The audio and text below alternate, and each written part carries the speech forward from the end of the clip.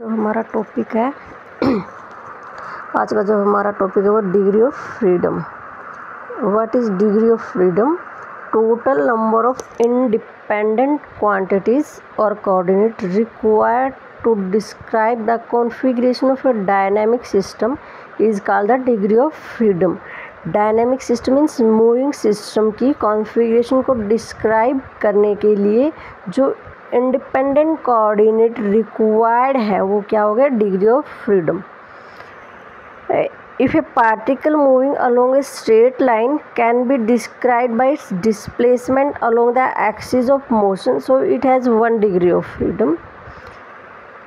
If a particle moving in space, then it has 3 degree of freedom. If a particle moving in a plane, then it has 2 degree of freedom, because 2 axes are required to describe its configuration. To find the degree of freedom, we have a formula 3n minus k, k number of restriction imposed on the particle and total number of particle. A particle as a point mass which can undergo rotation, but a particle of finite mass can be have translation as well as rotational motion,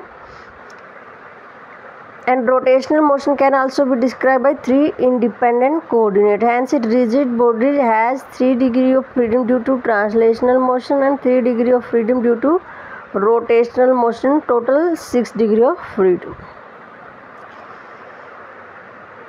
अगर particle वो rotation के साथ साथ translation motion है उसके अंदर, तो उसके 3 कोऑर्डिनेट तो हमें उसकी ट्रांसलेशन मोशन को डिस्क्राइब करने के लिए चाहिए और 3 उसकी रोटेशनल मोशन को डिस्क्राइब करने के लिए रहेंगे। तो टोटल कोऑर्डिनेट कितने हो गए? 6 कोऑर्डिनेट हो गए, तो उसके 6 डिग्री ऑफ फ्रीडम हो गए। Let us consider a system of 2 particles, 2 free particle. Each particle has 3 degree of freedom. So the system will have 6 degree of freedom in all. If the particle are not free but move in space such that distance between them always remains constant, then coordinate required to describe the system is 5. अब हमने पहले free particle ले ली first example में, तो उसमें कि free का मतलब कि उनके ऊपर कोई फोर्स नहीं लग रहा, तो वो रैंडमली किसी डायरेक्शन में मूव कर सकते हैं। तो दोनों पार्टिकल को डिस्क्राइब करने के लिए 3 कोऑर्डिनेट की रिक्वायरमेंट होगी। और एक अगर हम उस पर रिस्ट्रिक्शन इम्पोज कर दें कि दोनों पार्टिकल बाउंड है एक दूसरे से और उनके बीच का जो सेपरेशन है वो कांस्टेंट रहेगा, तो वहाँ पे जो एक एक्सिस के अलॉन्ग तो कोई मूवमेंट नहीं होगी। अगर ये कहते हैं कि पार्टिकल एक्स एक्सिस के अलॉन्ग लाई करें, उनका जो सेंटर है, तो जो एक्स एक्सिस के अलॉन्ग उनकी जो डिस्टेंस है वो फिक्स होगी दोनों के बीच का, तो वो 1 डिग्री ऑफ फ्रीडम वहाँ से एक रिस्ट्रिक्शन होगी कि उनका जो सेपरेशन है वो क्या रहेगा? कांस्टेंट रहेगा। तो 3n माइनस के, n क्या है? 2, 3 गुणा में 2 6 माइनस के, रिस्ट्रिक्शन कितनी है? 1 कि सेपरेशन कांस्टेंट रहना चाहिए। तो डिग्री ऑफ फ्रीडम कितने आ गए? 5। फॉर मोनोटोमिक सिंगल एटम के लिए डिग्री ऑफ फ्रीडम कितने हो जाएंगे? 3, n 1 हो गया, k 0 हो गया। फॉर डायटोमिक मॉलिक्यूल्स के लिए डिग्री ऑफ फ्रीडम कितने हो जाएंगे? जैसे हाइड्रोजन ऑक्सीजन नाइट्रोजन मॉलिक्यूल्स हैं, 5 डिग्री ऑफ फ्रीडम हो गए। 1 जो दोनों का फिक्स हो गया।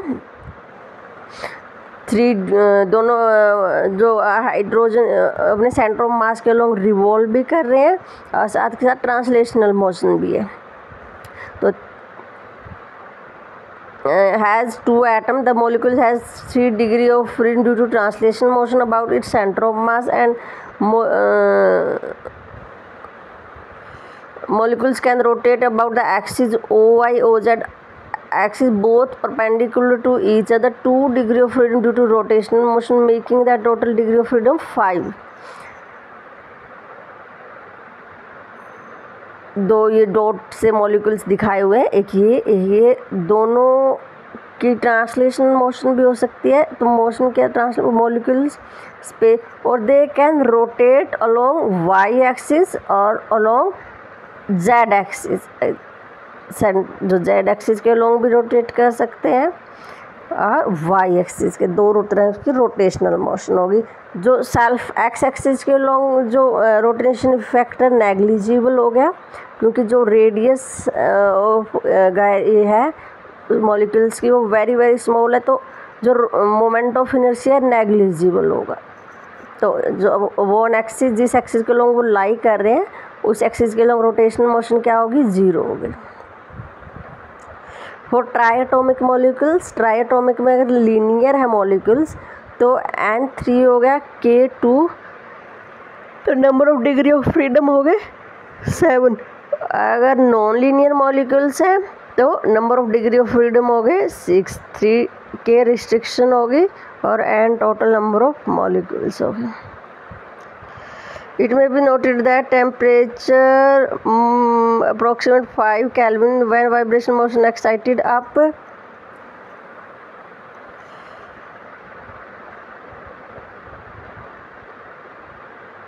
The diatomic gas molecule will possess vibrational degree of freedom 2 degree of freedom for diatomic and 2 or more degree of freedom for polyatomic gases molecule depending upon whether linear or non-linear molecules. और अगर temperature gas का बढ़ाते जा रहे हैं तो around 500 kelvin तो molecules vibrate करेंगे अपनी मीन पोजीशन के अलोंग, तो वाइब्रेशन की वजह से भी डिग्री ऑफ फ्रीडम अराइज होंगे। तो diatomic gas molecule will possess vibrational degree of freedom 2 degree of freedom for diatomic and 2 और 3 degree of freedom for polyatomic gases.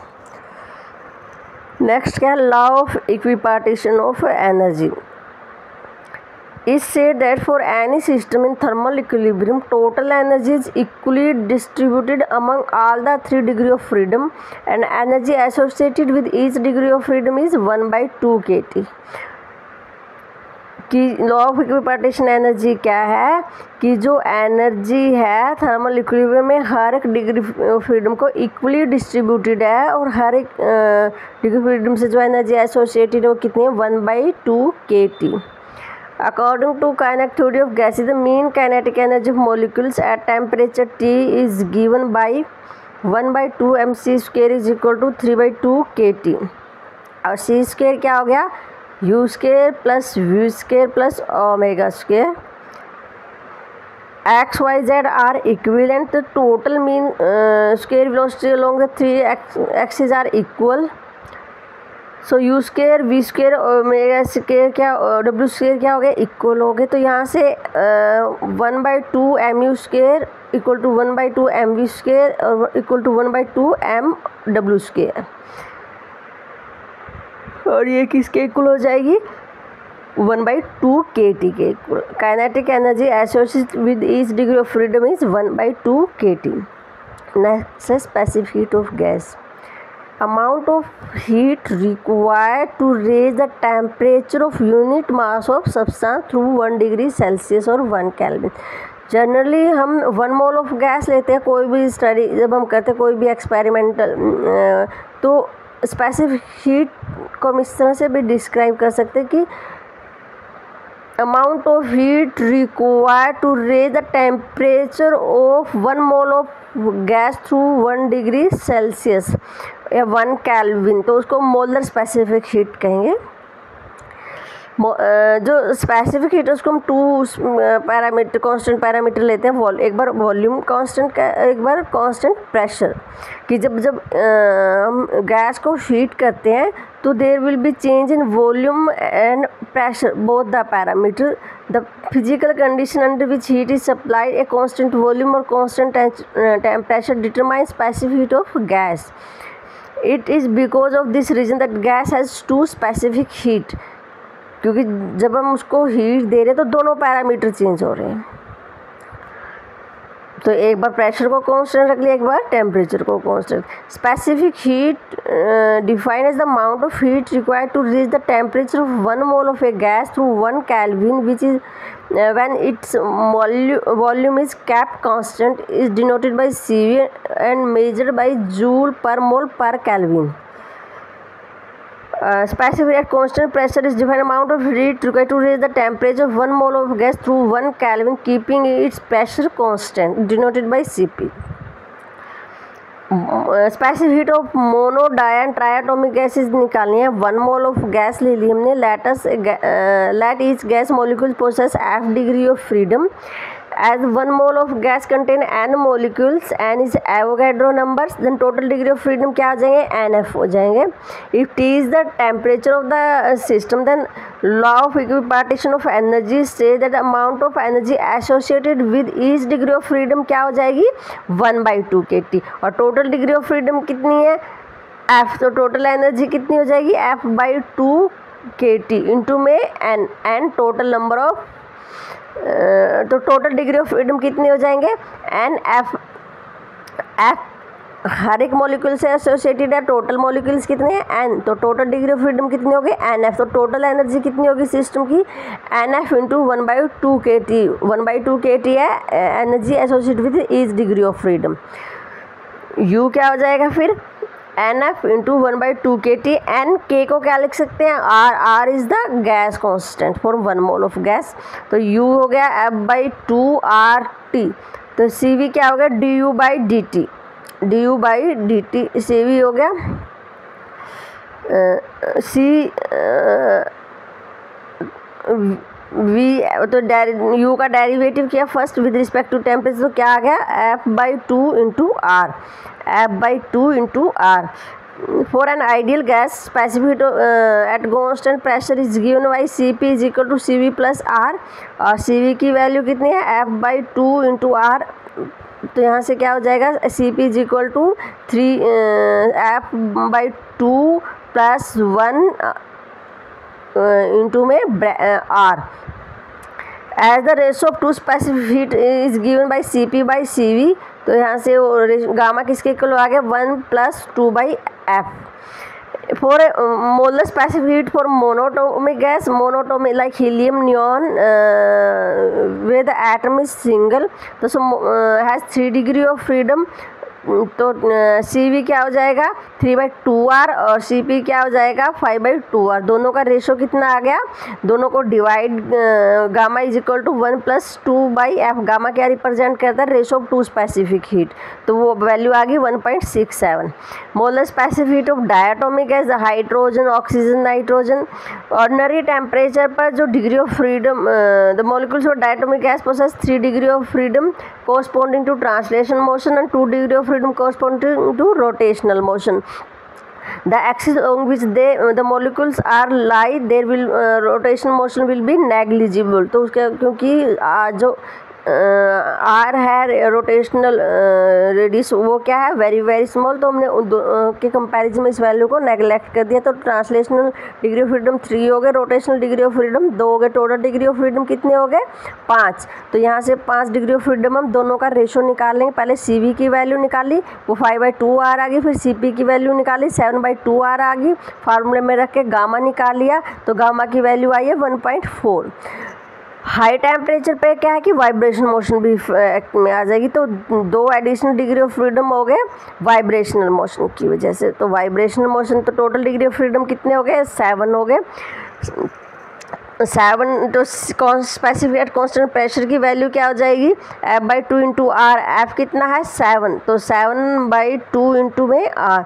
तो और Cp की वैल्यू निकाल लेंगे, Cp क्या है, 1 + F/2 इंटू में आर, और F क्या है, 7, तो Cp आ गया 9/2R। दोनों का गामा निकाल लिया, दोनों स्पेसिफिक हीट का रेशो, तो कितना आया, उसकी वैल्यू है 1 + 2/F। F की वैल्यू रखती, तो सॉल्व किया 1.28। Molar specific heat of triatomic gases, the molecules of a triatomic gas such as CO2, SO2, H2S have 3 atom each. For non-linear molecules, अगर स्ट्रक्चर मॉलिक्यूल्स ट्राइएटॉमिक मॉलिक्यूल्स की non linear है, तो degree of freedom होंगे 6 degree of freedom का use करके हमने Cv निकाल लिया, जो 3R आया, Cp निकाला 4R है, दोनों का रेशो निकालिए 1.33 आ गया। और अगर मॉलिक्यूल्स लीनियर है, then they have 7 degree of freedom. 7 तो Cv की वैल्यू हो जाएगी उसके इसमें 7/2R, Cp की वैल्यू हो जाएगी 9/2R, तो गामा हो गया 1 + 2/F, और वो वैल्यू आ गई 1.288। ये आज का लेक्चर है। अब आपका एक टॉपिक रह गया, वो कल करेंगे, उसके बाद फिर इस यूनिट का टेस्ट होगा।